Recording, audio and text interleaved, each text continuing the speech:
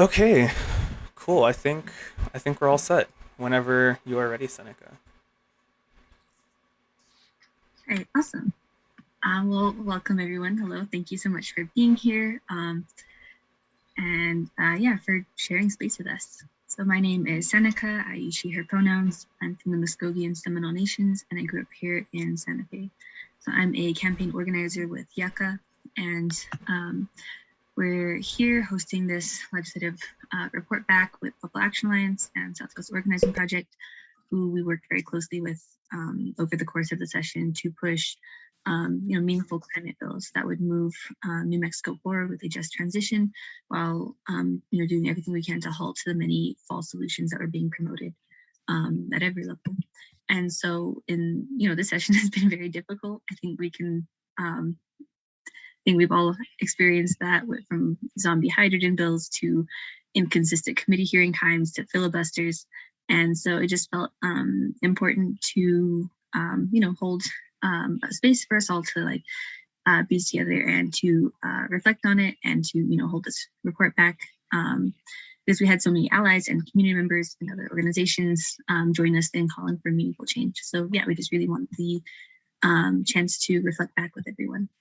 And before we go any further, we want to open the space with an acknowledgement of the lands that we're living and organizing on. So we want to recognize that we're organizing here in Tewa territory, and we always want to remember that we are organizing on stolen land.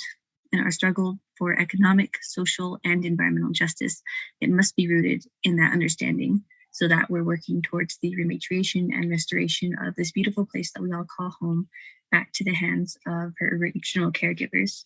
And we want to extend our gratitude and solidarity to our Tewa relatives.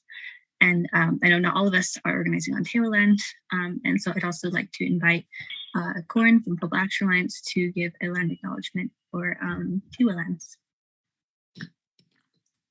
Awesome. Thank you, Seneca. Can you hear me okay? Just thumbs up type. Okay. Yep. Cool. All right. So like Seneca said, thank you for that land acknowledgement. Also for Tewa territory. Hi, everybody. My name is Corn. I am an environmental justice organizer with Pueblo Action Alliance. We are based in Tewa territory here in Albuquerque, New Mexico, the land of our director alliance, Julia Bernal. So I'm here to pay respects to this land here. So we would like to take a moment to honor the land we stand on today. We would like to pay respect and provide acknowledgement that we are coming to you today from Southern Tewa territory. There were once 12 Tewa-speaking villages that lived both north and south of the Rio Grande that stretches through so-called Albuquerque. The Tewa villages fought to defend their territories in the winter of 1540 through 41 by the settlers' expedition of Coronado. It is important to note that the Tigwe War was the first named war between European settlers and Indigenous peoples in what is now stolen land. Today and always, we should honor Tewa people and their communities as we live and organize in their territories. We all occupy and organize on stolen Indigenous land bases. Therefore, we must always support, respect, and honor sovereignty and self-determination of Indigenous peoples. Thank you guys so much. So thank you, Corin. And thank you everyone for joining us and for starting in gratitude for the lands and the peoples.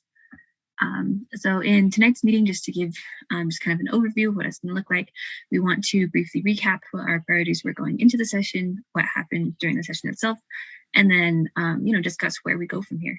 So I'll pass it to Jonathan first to just start us off with some of YUCCA's legislative priorities and approaches, and then we will hear also from Global Action Alliance and from SWOP. So on to you, John.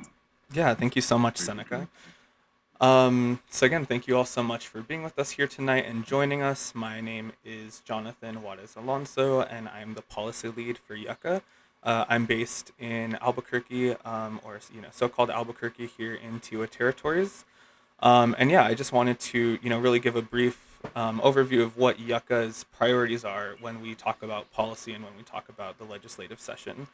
Because a lot of the work that we do, really recognizes and leans into the fact that we don't necessarily rely on the legislature or this, policy process to provide us with the solutions that we're seeking to mitigate and, overall solve the climate crisis. But we do see this as still very important work, and also as an important of harm reduction work, because if we don't show up to these spaces and to these committee hearings to voice our opinions and to voice our stances, other folks will fill those rooms, and they probably won't have our best interests in mind. And we've already seen that happen across the state. So just really recognizing that we don't necessarily rely on this process or see it as the best way to find the solutions that we seek, but still recognizing it as important work. So that being said, there are four major demands or kind of like principles that really guide and shape what YUCCA prioritizes during the legislative session, and like what what we use to determine whether or not policy is going to be beneficial for our communities or something that we're supporting overall. So first of all, we have policies that end our dependency on fossil fuel extraction and create actionable plans to transition our economy. I think one of the first things that comes to mind for this one is, something that YUCCA has been calling for since 2019, and that's the Just Transition Fund. So actually taking revenues from the fossil fuel industry and putting that into a fund to help transition our economy. And really, I see that as holding that industry accountable for their actions that have, ultimately got us into this situation. Building off of that, we have policies that keep fossil fuels in the ground. I think that's pretty self-explanatory, but really just ending New Mexico's legacy of fossil fuel extraction. The third one is policies that promote renewable energy.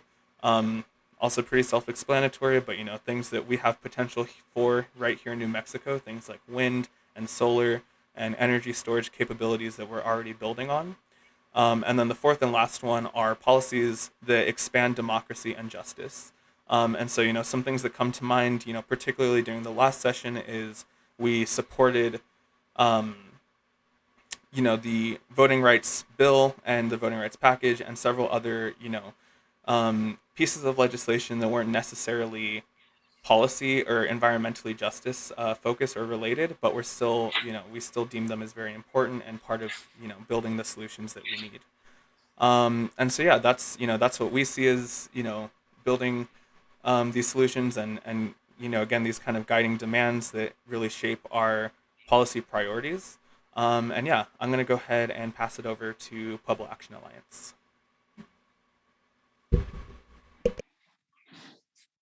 Awesome. Thank you so much, Jonathan, for all of that. So our priorities for this legislative session, so Pueblo Action Alliance doesn't necessarily get too involved with legislative sessions, but we felt last year that this session was going to be an important one and one that would change the curve of the way New Mexico sees clean energy.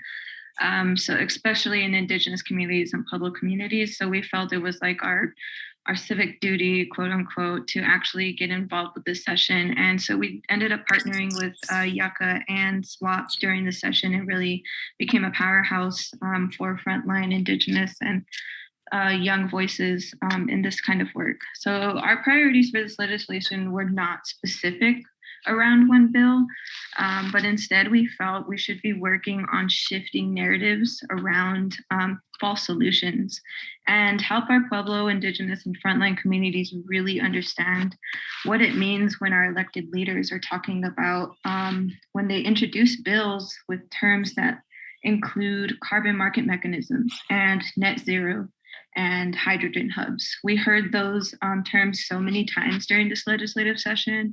So we wanted to make sure that our community and our legislators actually grasp the meaning of those terms and the harm they can bring to our communities because they are false solutions. So we know that we are needing immediate climate action now. And we believe educating our people is one of the main things we need to be doing to really transform the current climate, both environmentally and systemically. We believe this type of education amplification helps with understanding what false solutions are and what we should be looking out for when we are continuing to hold our decision makers accountable to any supposed climate leadership that they are touting.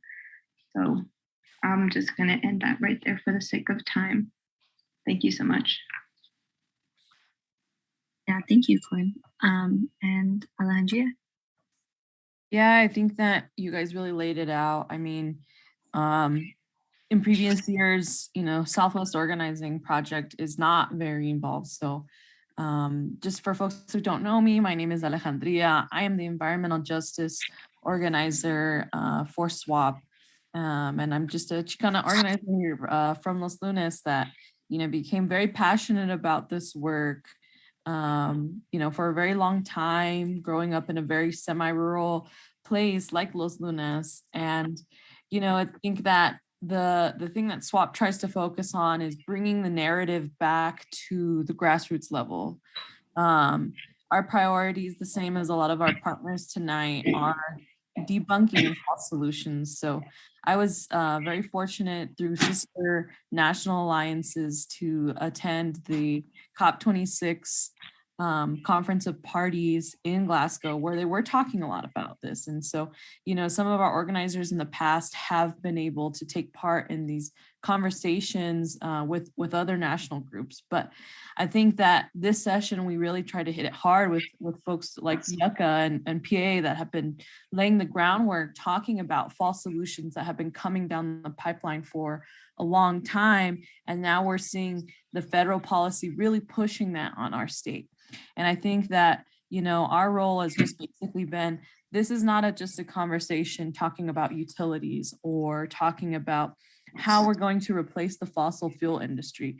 And I think that the perception of those at SWOP is, how do we bring this back to have this conversation about what our cultural values are and how can we reflect that and create a regenerative economy that isn't going to replicate the issues of the last century. Thank you, Alejandra. And I know that a lot of what we're talking about, these false solutions and regenerative economies and what that would look like. A couple of weeks ago, our three groups also hosted a webinar. There's 2 days for false solutions webinar, and we got to hear a lot more explanation on what exactly these false solutions are, why they are, not real solutions, and ways that we can, organize in the future. And so if you were unable to make it to one of those, we do have those available. I think there's probably links on all our websites. I know for sure on YUCCA's website. It's also on Pueblo Action Alliance's YouTube. And so I'd really recommend checking those out if you, want to hear some more from us or want to deepen your understanding of these false solutions that we're talking about. And yeah, I'll go pass it back to Jonathan if you want to just do a kind of recap of what happened during the session and all of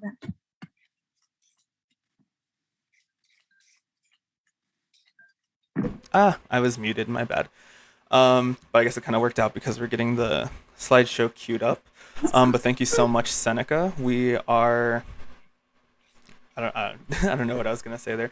But this is kind of our end of session report back. So just kind of highlighting, at least for us here in the environmental justice community, what has been important that we, help take down, stuff that we advocated for to help send to the governor's desk, and all of that good stuff. But I do want to go ahead and start off with a really important piece on, the opening day of the session. So on the opening day, YUCCA actually held a No False Solutions action inside the State Roundhouse. So we dropped banners from inside the gallery down into the floor of the house. And so there are several different kind of parts to that action. You see over here on the left-hand side, we have our hydrogen equals fossil fuel scam balloon setup, which is kind of really a creative and interesting way to disrupt the space. And then we also just had our banners that we worked on with different local artists to get commissioned and then to have them dropped onto the floor of the House during Governor Grisham's State of the State address. So we, the governor attended the state of the opening day virtually, so we didn't actually disrupt her speech, but we did catch the attention of every lawmaker in the room as well as the press who were attending the opening day of the session and the State of the State in person. And so we made it to the cover of the Albuquerque Journal, and we just had some really good press coverage, really highlighting the work that we did to call attention to these false solutions as they were being proposed into our legislature. And so on that note, I will go ahead and talk about, I guess, first of all, we have some budget notes, so I will go ahead and just kind of cover that real quick.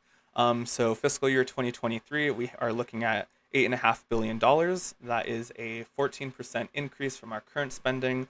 But what's really important here is we eliminated spending for hydrogen hubs. So that was something that, the governor and, her team of pro-hydrogen senators and representatives were really pushing to include in our general budget. But we, saw some strong opposition to that, and we were able to, get that excluded and overall eliminated in the budget. But yeah, so that again is a 14% increase from current spending, and just includes different things like the Opportunity Scholarship and just all sorts of different good stuff. But I won't spend too long on that. So bills heading to the governor's desk. Again, this is a pretty specific and narrow environmental justice kind of lens. It's also, just to kind of show that this is a very hard year for us here in New Mexico for environmental justice in the legislature. We only saw really two important bills, pass and head to the governor's desk. So, that would be HB 37, the Community Energy Efficiency Development Act.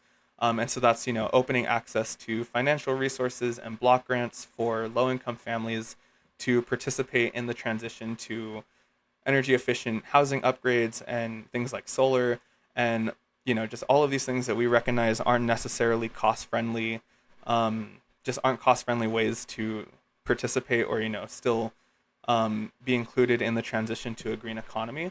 But HB 37 does a really good job in addressing that and opening the door for again, more people to participate in that transition. And then we also have HB 164, that is the Uranium Mine Cleanup Act. So that's, really important, especially for me coming from a tribal community. The village of Poati in Laguna is, just a couple miles away from the Jackpile uranium mine, and to this day that remains a EPA Superfund site. So it's really important that we see steps like these for our legislature to be taking to also address similar sites across the state and getting those cleaned up. And then lastly, this is, again, not really as much on the environmental justice front, but something that was still a priority for us, or still something very important, and, open the door to accessing higher education to thousands of New Mexicans. And that is, the Opportunity Scholarships Act, or SB 140.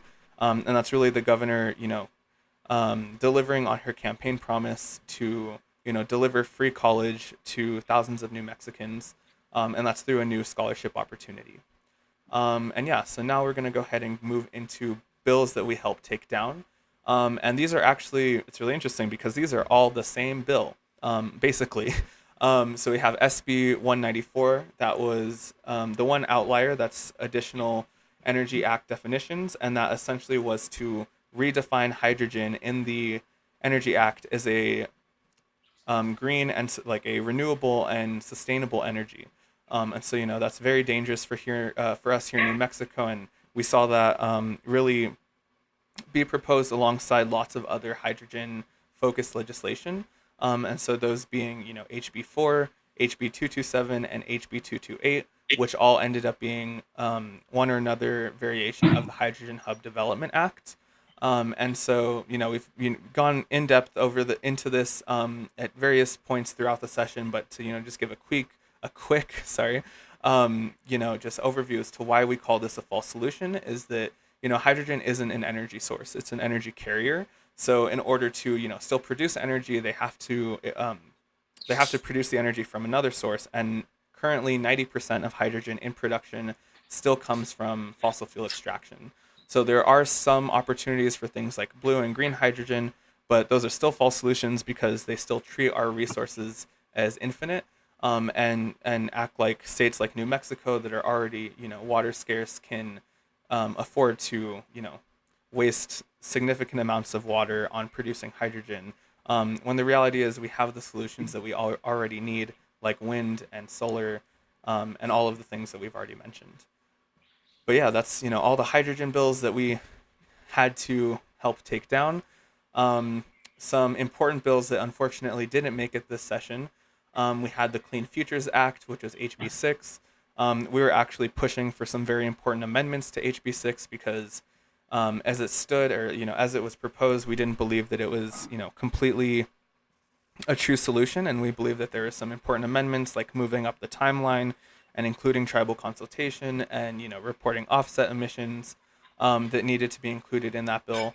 We saw a couple of those amendments included in the end, but it ended up not making it. Was ended up dying in committee, unfortunately. I think it actually just wasn't ended up not being heard, probably because of the filibuster on the in the Senate on the last day, which I think all of us, if we were there, got a headache from. But then we have HJR2 and SJR2, the Green Amendment. This is something that YUCCA has stood in strong support of for the past couple of sessions, because this isn't the first time that it's been introduced. But it's essentially amending the New Mexico Constitution to include a constitutional right to clean air, water, and land. And unfortunately, that was also tabled in committee. But we have high hopes that we can hopefully make more action on that during the 60-day session, as for I think all of these. But then we have SB 14, the Clean Fuel Standards Act, which is another one we were pushing for amendments for. We have HB 65, that was the Housing Modernization Changes Act, and that was essentially eviction protections for renters during times of declared emergencies, which I think this pandemic in particular has really shined a light on the importance of those protections. And lastly, we have SB 8, which was the voting rights package. I believe it was then rolled into SB 144, if I'm remembering correctly, which ended up actually passing both chambers, but due to a filibuster during announcements and miscellaneous on the Senate side by Senator Scherer, which was ridiculous. I think it was just, I'm not going to get into it. That just makes me so mad. Because at the end of the day, so many pieces of these legislation, so many of these pieces of legislation died on the floor of the Senate because of that filibuster. So it's really tragic to see, and to really acknowledge that the filibuster has racist roots in preventing voting rights. And to see that play out right here in New Mexico is really upsetting. But then next, I'm going to go ahead and talk about some next steps in terms of the legislation piece. So legislation that isn't acted upon the governor by March 9th, that's coming up pretty quickly, will be pocket vetoed. And then the effective date for any legislation that she does sign that isn't carrying an emergency clause or a different specified date will be May 18th. And then I don't know how this slipped. I was just editing the slideshow, but we ended up changing the date for this anyway, but here we are here tonight at the legislative report back. But yeah, so lastly, to wrap all of this up is to just talk about the importance of us continuing to show up to this process, because we are already seeing our governor continue to push for hydrogen, despite we showed up every time that it came up in the session, 5 times, and I think of all of the time that wasted and took away from other bills and other meaningful pieces of legislation that we could have pushed for. But we had 5 different hydrogen hub legislation attempts that we had to show up and voice our opposition to. But despite all 5 of those failing and our very vocal opposition, the governor is still pushing for hydrogen. Most recently, she signed a tri-state MOU. I believe it was New Mexico, Colorado, Arizona, and Utah, to it was the Mountain West states essentially declaring that they wanted to develop a regional clean hydrogen production hub. And so that is, we'll be hearing more about that because that's something that we are going to be, directly showing up to, oppose and stand against. And we have, I think, some more announcements around that later. But really quickly to, kind of wrap up this, quick recap of the legislative piece of tonight. We did want to show this Indigenous Environmental Network video, which was, taken on I forget exactly which day of the session it was, but we had a press conference around hydrogen to really call attention to the fact that frontline groups, Indigenous groups, and, people that have been showing up to these spaces time and time again are standing up against these false solutions. So it's just a brief 3 minutes, but we did want to go ahead and share that in this space. So I'll go ahead and close this little legislative piece for tonight with this video.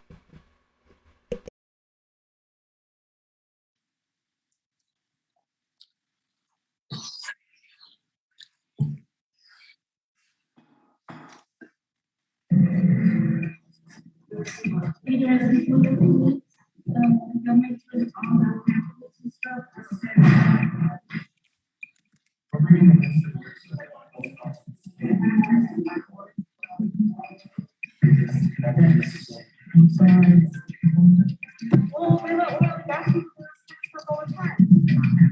fact sheets. They call them fact sheets. To talk to. You have to have appointments. Not that people are walking around doing advocacy. That's great. I'm saying down on the first level. They don't want that. Everything goes to the mailroom. That's not true. We know that. We've done advocacy. Everything goes to the mailroom. That's not true. Well, that's literally false. You know, you guys do this for other people, but that's ridiculous. Brad, you can't let us in? Come on, man. Oil's going out, look. Oil's going out. They're going to come up with something else, and they did. And it's called hydrogen. It's another false solution. Hydrogen releases so much more methane. Methane is what? 60-something times more potent than other greenhouse gases. We have the largest methane cloud in the entire world hovering over the Four Corners region right now. We're sick. We're dying. We have kids with diseases. We have cancers rapidly raging through our communities and nobody's listening. We're going to keep coming back more. We're going to make more science. And the youth are at the front right here. These are all young people right here. These people are young people. All the older people in this building making decisions for us, leaving us out of the conversation.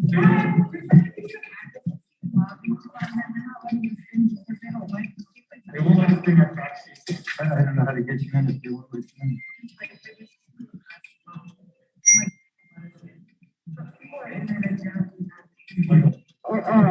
Senator, the issue that they're saying is that the policy is that this has to go down to the science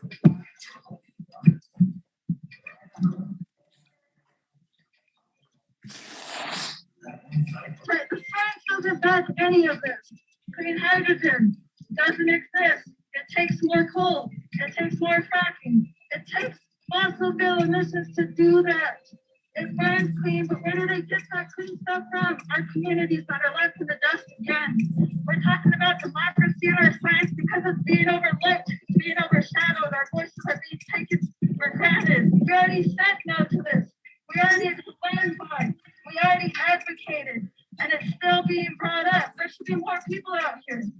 All these legislators, all these staff members walking out like we're not fucking out here. I hate it. I'm tired of it.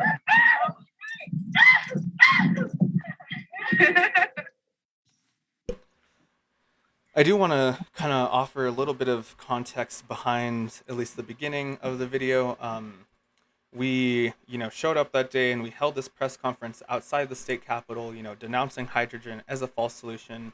And then because, all of us were there, we saw it as an opportunity to, call our representatives off of the floor of the House and the Senate, which is our right as residents and constituents to engage with the democratic process. And, in the process of trying to gain access to the building, I suspect they were a little cautious because of, the large presence for the press conference, and they didn't quite know who we were, or who we were trying to, what we were trying to do. They tried to not let us into the state capitol, saying that the papers that we had weren't allowed. We had taken different fact sheets around, why hydrogen is a false solution to present to our lawmakers and, to, give them, a piece of literature to hold on to so that, our 30-second conversation with them in the elevator or in the hallway isn't just overlooked. They actually have something to hold on to and go back and research what we were talking about. And I think, anyone that's been doing advocacy for any amount of time, that this is unheard of, that people are always allowed to walk in with papers and all sorts of other materials, not even for the purpose of advocacy, but to see, the blatant discrimination between us and, registered oil and gas lobbyists who were just allowed to freely walk in and out with their, with whatever they wanted to bring in. And then us, the frontline groups that were, essentially they tried to bar us entry until Senator Ortiz-Pino, walked up and saw what was going on. And they, he actually had to take the papers from us and, take them to his office. They still wouldn't let us in with our papers. So that was ridiculous. but just to offer some context on what was happening there. But yeah, I'm gonna go ahead and kick it back over to Seneca to get us started with the next part of tonight, which I believe is our panel. Yeah, thank you, Jonathan. And yeah, thank you for giving context, because I know it was a little choppy, so we apologize for that. But it was really crazy, especially because just like maybe 2 days before, we had been lobbying there in person with very similar fact sheets for amendments to HB6.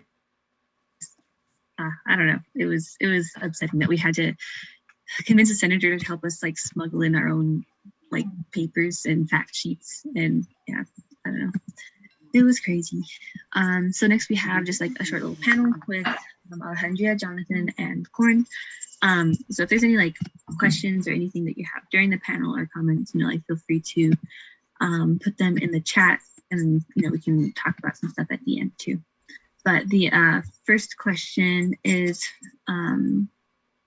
just basically about how I think now that the session is finished, some folks are definitely like, talking just about how successful the session was and all the great things that happened. And, they're kind of like zeroing in on, some like kind of smaller, more incremental changes that could be like tax credits, or that could be the opportunity scholarships.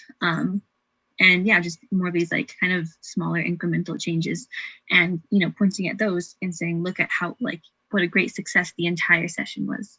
And so the question is we'll start with Alejandria, but can you speak to the difference between the incremental changes that we see and the changes that we need? Yeah, thank you, Seneca. So I think that a lot of the changes that we saw were the fact that a lot of the EJ bills, or the climate bills as we saw them, were seen as priority in a 30-day session, which I think is, not necessarily unheard of, but it was a little strange because, usually in these sessions, we're just talking about the budget, right? Making small incremental changes, but there's a clear agenda to replicate what is happening on the federal level. And it is hydrogen hubs. And I think that some of the other incremental things that we're seeing is that folks are really trying to stay on task with the Energy Transition Act, which none of our groups were really a part of that. And I feel like the changes that we need to see are not just talking about setting timelines for things like net zero, because we know that those are false solutions, is that rather, we need to open up big conversations about what is New Mexico going to actually look like in the next couple of years. If we think about the IPCC reports, how are we as one state going to be offering, our help to the global South? How are we going to create a framework for our future and our grandchildren's future, and those who are coming up? And I feel like that's what needs to be seen, and we're just barely starting to scratch the surface here in New Mexico with some of these conversations about renewables.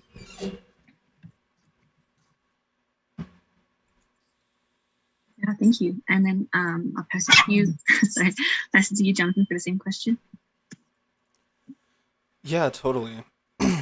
I think, especially after, I believe today, there is another IPCC report that, has just been the, bleakest warning yet. And, it's code red for humanity is what they're calling it. That if we don't act now, and by act, they've specifically said, rapid societal shifts. And so, that means, rapidly shifting the way that society is dependent on fossil fuels away from that into, investing and relying on green and sustainable energy. And, I think that, that, first of all, that coming out today and just another reminder, so just highlighting that. But also, I think the way that this ties into, what we're experiencing here in New Mexico, and, what it makes me think of is, if we can't do this here in New Mexico, where, keep in mind, we have one of, if not the most progressive state legislatures in the country.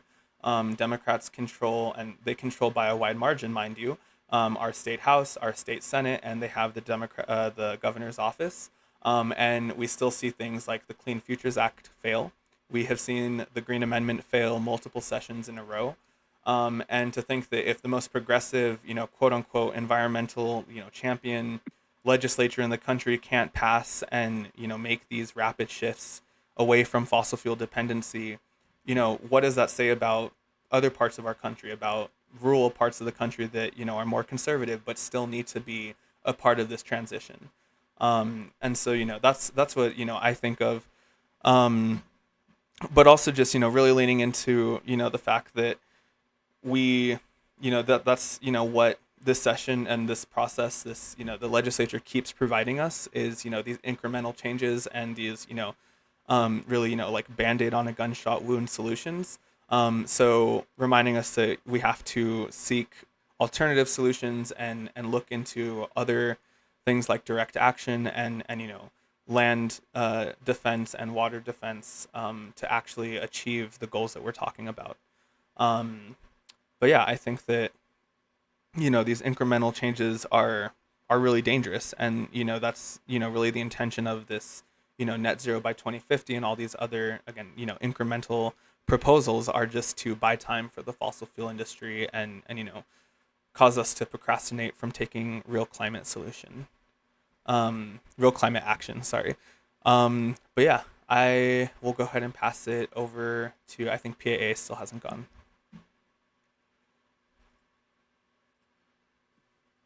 Hi, thank you so much, Jonathan, and thank you, LA.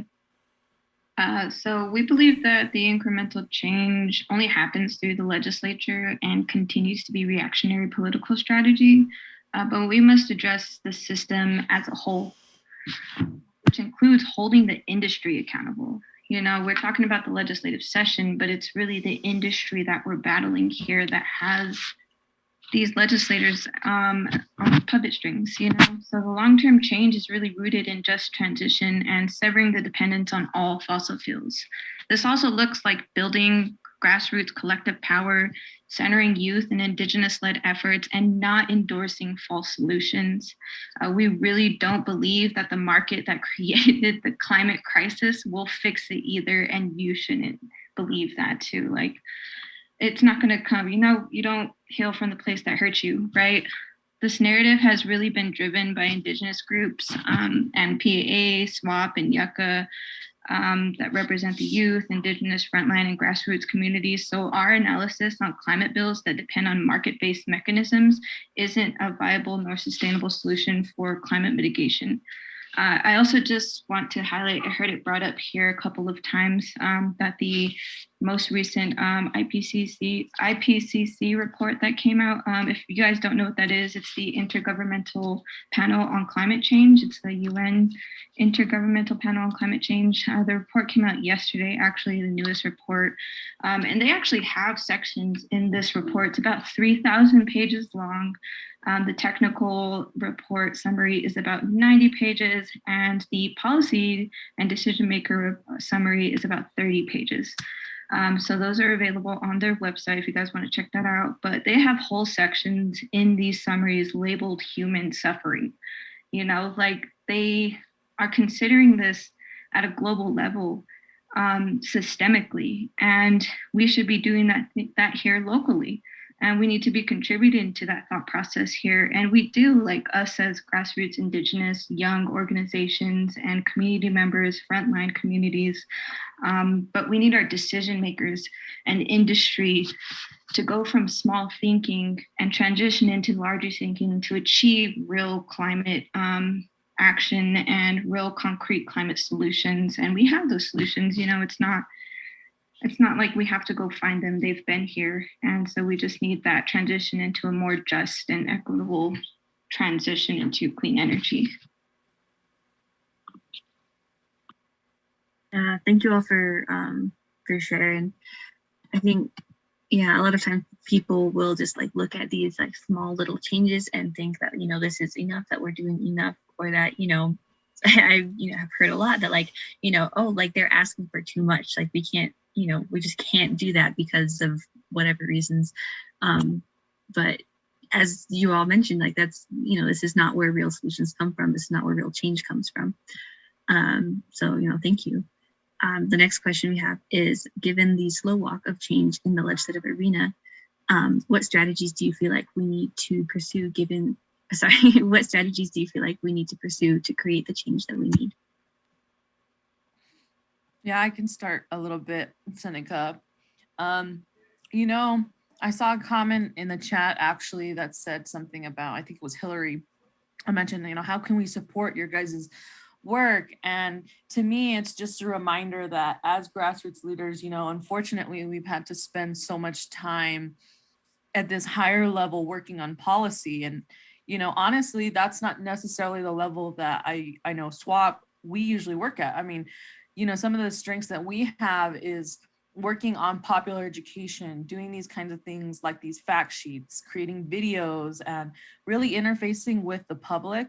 And I think that that's like the strategy that we want to continue to take throughout the rest of this year, is to educate folks like, what are false solutions? Because right now it probably just sounds like a lot of buzzwords like net zero, like really break down what that means, to talk about how New Mexico is really going to be affected. Because, one of the bills, the Clean Futures Act, with the carbon sequestration and the offsets, essentially what it's doing is it's codifying into our laws that we can buy and sell land, air, and water. And that is completely against our values. That is against everything that a lot of our land-based traditional and indigenous communities have been fighting for. And I feel that, even folks, if you're not from New Mexico, the reason you come here is because you do cherish those things. And that as grassroots leaders, the things that we need is for folks to engage with us and ask us of where we can help educate, so that next time around, this kind of legislation, it has full opposition towards it. So I'll end there. Yeah, thank you. And then we'll go same order, Jonathan and then Corn.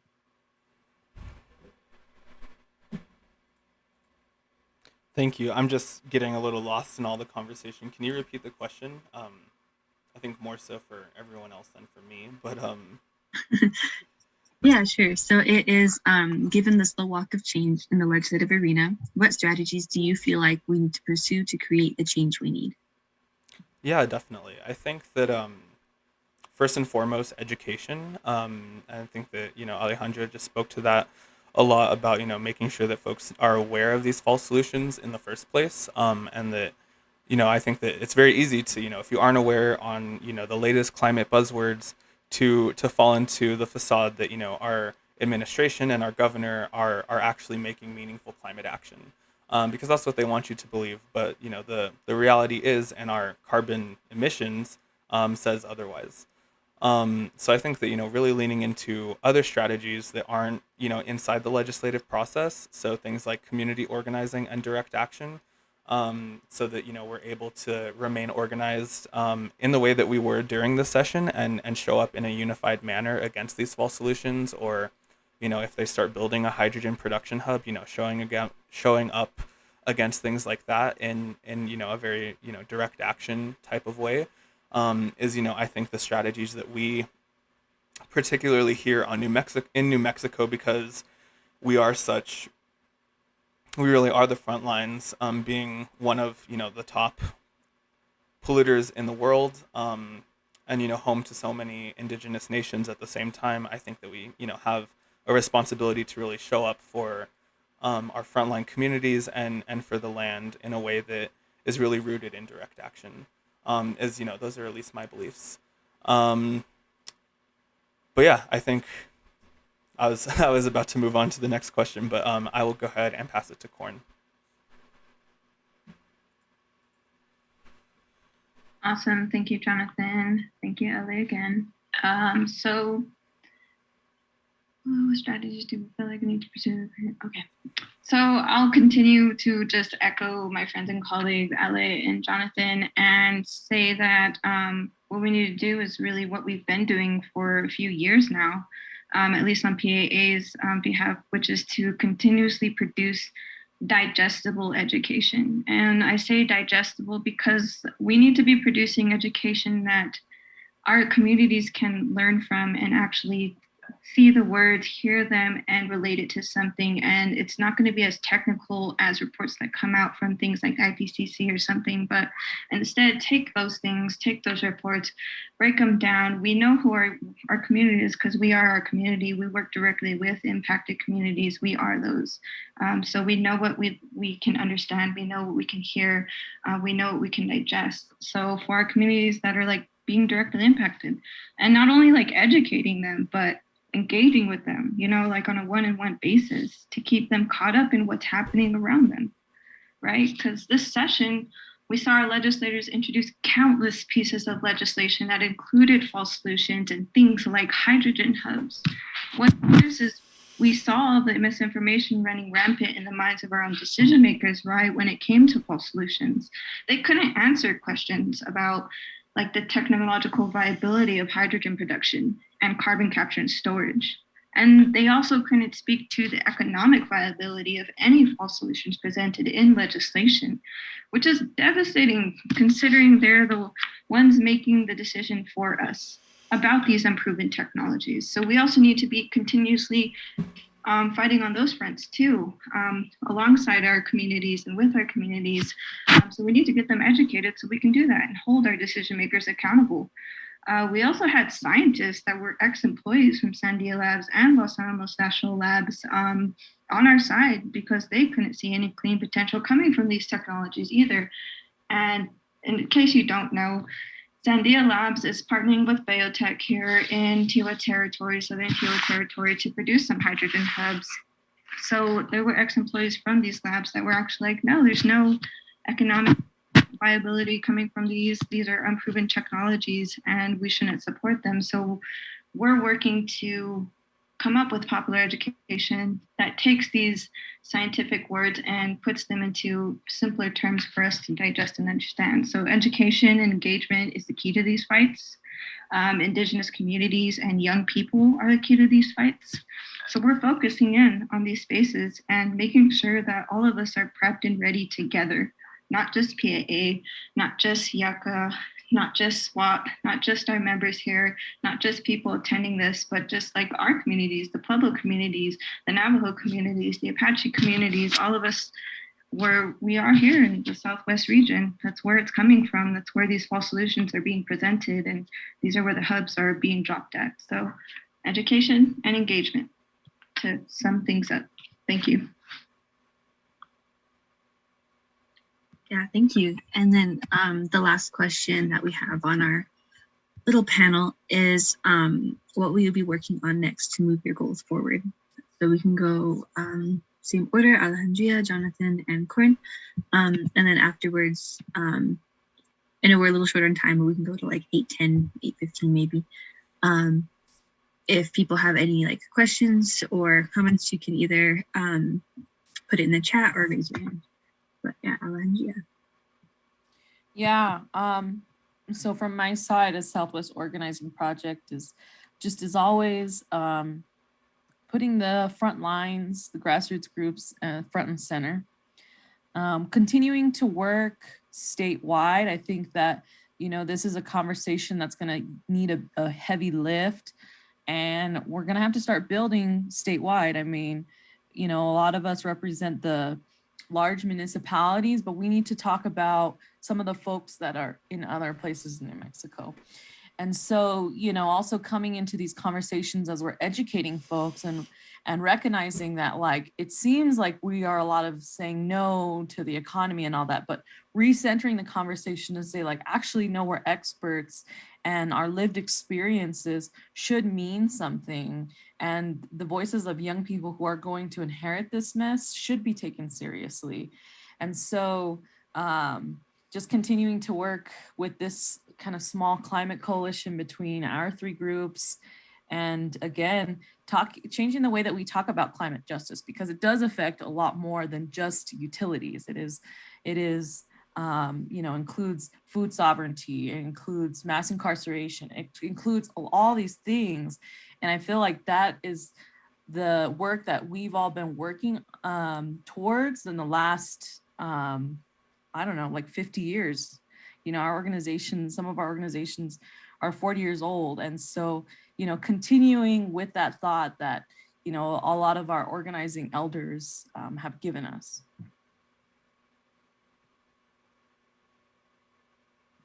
Yeah, thank you. And Jonathan?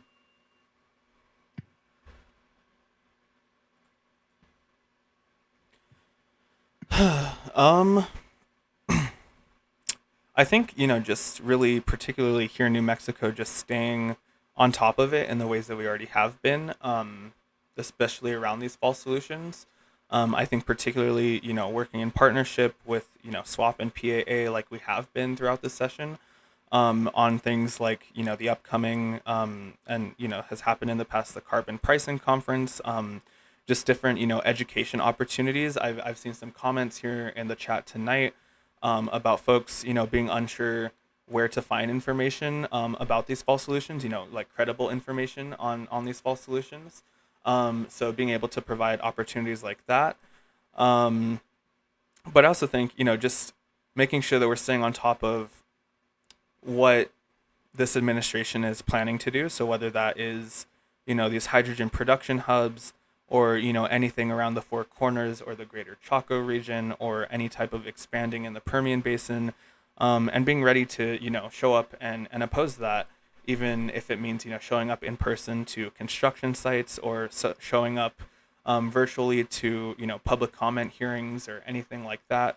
But just being ready to, you know, show up against these false solutions and advocate for the proven technologies that we already have, like wind and solar, to, you know, really lean on those proven solutions, and expand them to where we need them to be. But yeah, I think, you know, that will be one of our biggest things will be just, you know, showing up against, as we're seeing hydrogen already come back up. But yeah, and then outside of that, I think just continuing to support, you know, these frontline communities in the fight and the movement for the protections that they need from, you know, the extractive industry that continues to prey on their lands. And yeah, I will pass it over to Corn.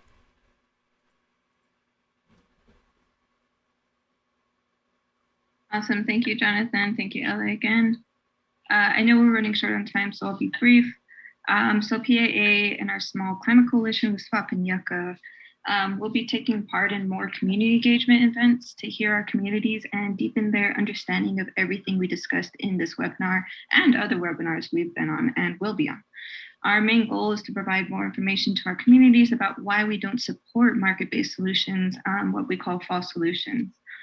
And another goal is to bring more youth into advocacy spaces, because these pieces of legislation will impact our youth and children first, like Ali said, like Jonathan brought up. And we don't want to continue a legacy where 20 to 30 years down the line, we're still facing inequities in democracy and climate solutions. We don't want to leave them with that burden. We don't want that burden. So we don't want to continue that legacy, right? And, you know, we have access to an equitable and just transition sitting right in front of us here in New Mexico, even being presented on a silver platter with solar and wind energy here. We just need collective power and knowledge to tell the people in the Brown House that it's there, and we know it's there. And we know it's there because we got educated and we got with each other and talked with each other and engaged with each other. And now we know that it's everywhere. And so I saw in the comments, people know what false solutions are and everything. They just want to be called on. So be on call. When we send out action items through our networks, be on call, show up. You know, it's not just always going to be us out there. We want collective power. We want you guys to be there. We're just centering Indigenous and frontline communities and communities because we're being directly impacted. So if you're ready to stand behind us and, you know, let us lead the way, by all means, please do that. Thank you.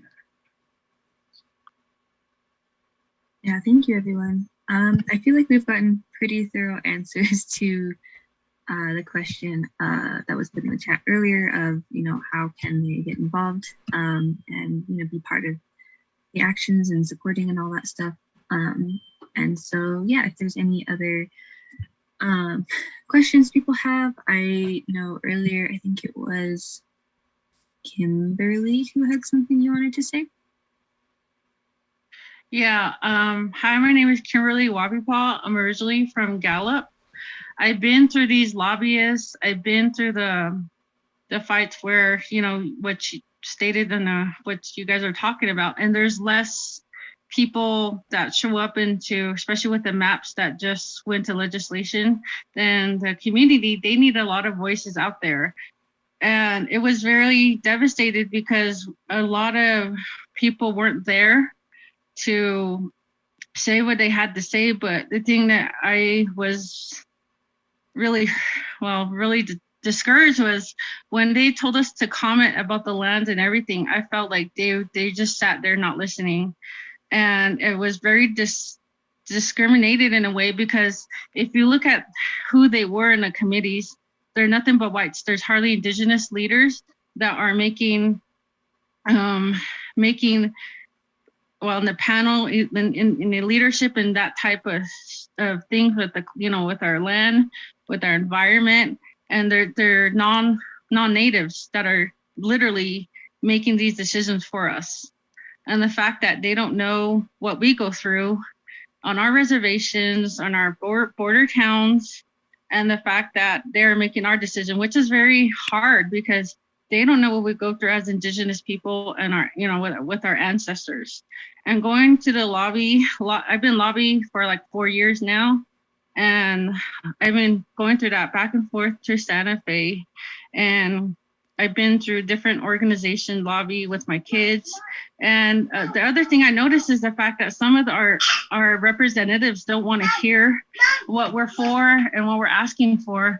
The strategies that would help me was to not tell them that I would show up, is just to show up and ask them questions, and they wouldn't know. It was just catching them off guard. And that's another thing where you just have to be bold, because if we keep compromising, nothing is getting done. And the fact that they don't like what I had to say, but it's a fact that we have our own rights, especially as Indigenous people.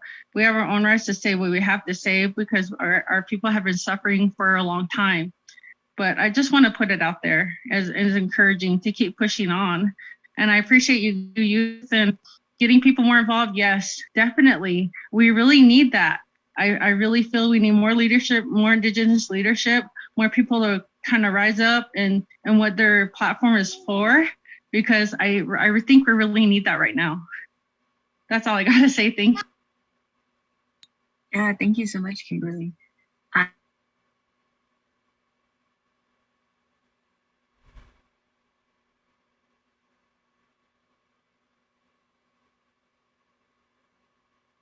And it can be really frustrating, especially when we're bringing, youth into the process. And, maybe like, I know for some people, this is their first time getting involved in the legislative session. And it was same like this year and last year, where a lot of times, people would leave the session feeling really like discouraged, like they did a lot of work for nothing almost, because it was like you mentioned, it feels like we're talking when nobody's listening. And yeah, so it can be like really difficult and really tiring work. But yeah, I mean, as you said, at the end of the day, it comes down to the people and to showing up and to showing up over and over again, if that's what it takes. Yeah, so thank you so much for all of your work, Kimberly. I think there's maybe time for one or two more.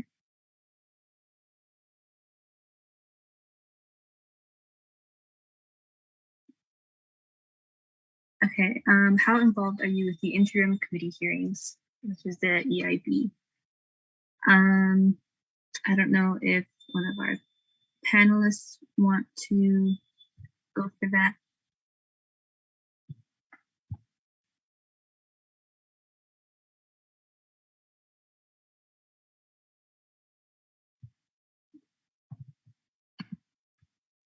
Yeah, well, I was gonna say, yeah, thank you to Athena for being there. I know you were there the same day that Trenton and I, we were all kind of testifying in person against the some of the hydrogen language bills. But so, I mean, I know at least for SWOP's end, we really haven't been involved.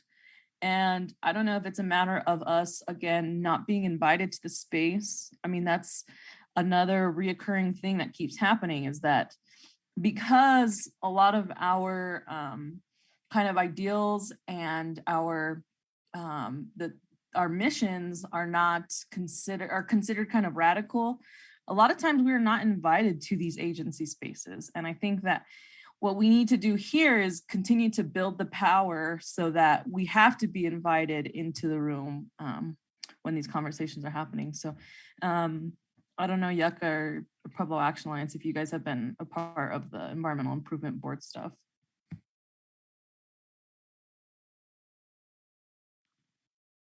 Hi, this is Corn. Like Ellis said it best.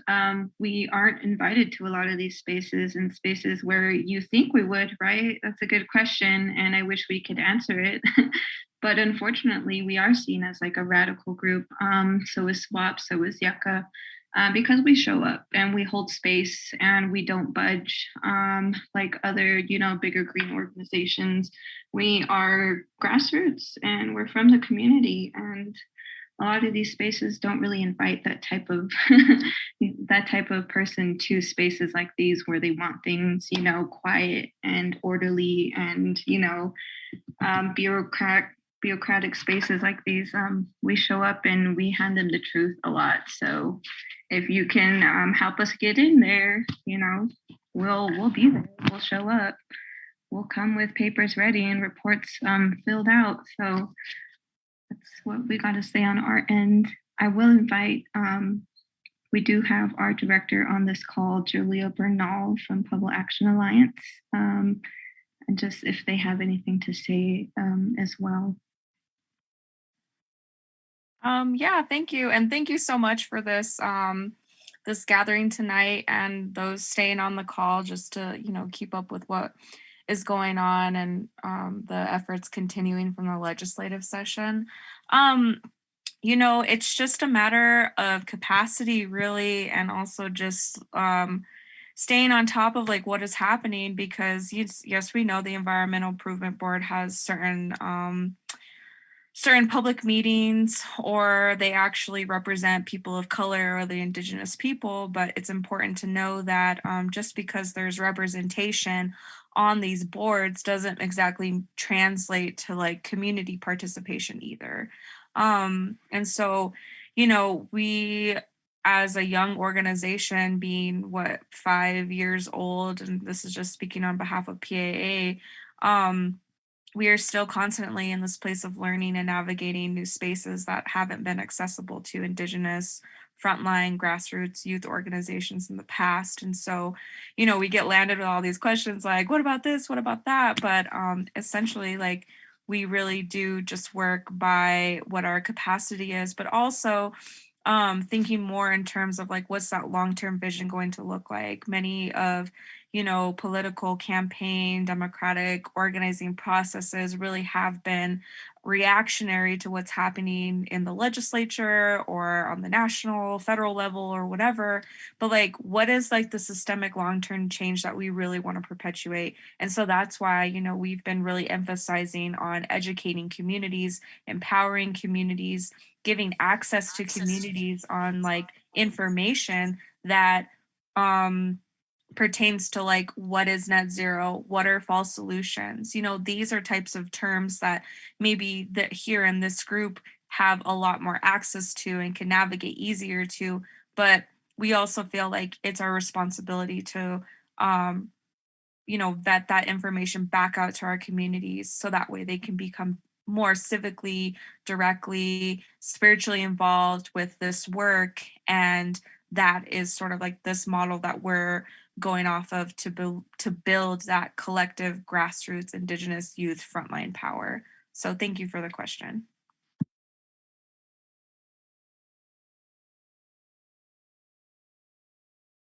Yeah, thank you. And then just on YUCCA's end, I think in the past we've been advocating in some of the rulemaking proceedings, as well as giving presentations at the interim meetings. But I mean, it hasn't always been to our I guess, benefit, I suppose, because we've had some of our suggestions been like co-opted and greenwashed, which is something that happens a lot at these meetings. And so while we are, we're not able to like be in the space frequently, we are, following it, and we have, been able to present on and give public comment for some of like our, goals and bills that we're advocating for. So that's just a little bit from YUCCA's side. I think we're pretty far behind on time, so I think we can go ahead and close. But if you have any more like questions or anything, feel free to reach out or email us or whatever. We'd love to continue talking with all of you. And I think just as an upcoming event, Alejandria already put it in the chat, but they're doing a Hoodwinked in the Hot House Part 3, talking about Build Back Better, and it's gonna be a really great webinar. Alejandria is on it, so is Julia, and so it'll be, I don't know if you want to talk about it, Alejandria. Realize I was promoting for you. Oh, perfect. I'm gonna throw the link one more time in the chat. We were invited by some of our friends and allies at the national level, the Just Transition Alliance and the New School, who have been doing a lot of work and helped create this piece called Hoodwinked in the Hot House, which discusses in depth what false solutions are. So I'll throw the registration again in the chat. Please continue to be on it. It's going to give you a little bit of a national perspective to understand that a lot of the things that we're seeing on the horizon with these greenwashing and the fossil fuel industry, it's happening a lot of places. So this is going to be March 9th at 4 p.m. Mountain Standard Time.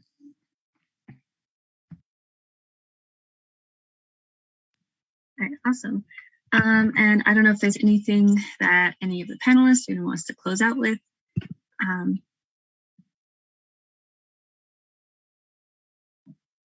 Yeah, I just wanted to flag one more thing. Be on the lookout for PAA's Instagram page and our Facebook page. We'll be doing a couple panels this month on Waterback, our Waterback campaign. That's one thing we didn't really get to center in this conversation that should be at the front lines of all our conversations is actually water resource management here in New Mexico. So I really want to center that conversation and just be on the lookout for the panels coming out. There will be a panel from I think UNM that Julia will be on, and there'll also be a Pueblo youth panel that I will be moderating, and that will include other Pueblo Action Alliance youth members from our organization. So just putting that on your radar. Please center water conversations when you talk about energy and climate, especially here in New Mexico. Thank you. Awesome, thank you. And then Carla put in the chat asking if we could provide email addresses. So I'm gonna put YUCCA's in right now. But if, thank you. SWOP and PAA, you could put yours in, that would be great. And yeah, as far as some next steps for YUCCA, I think we don't have anything we can share at the moment, but if you do know youth that want to be more involved, please send them our way. We do have open meetings and member meetings and, lots of chances for youth to get involved with us. So, if you know young people who want to know more about, environmental justice and what community organizing looks like, we'd love to have them. And thank you all so much for joining tonight. We really, really appreciated having you. If you're a YUCCA steering committee member, please stay behind. But for everyone else, thank you all so much and good night. Thank you, everybody, for being a part of this call. Thank you, everybody. Have a good evening. Drink some water. Thanks, y'all. Have a good night.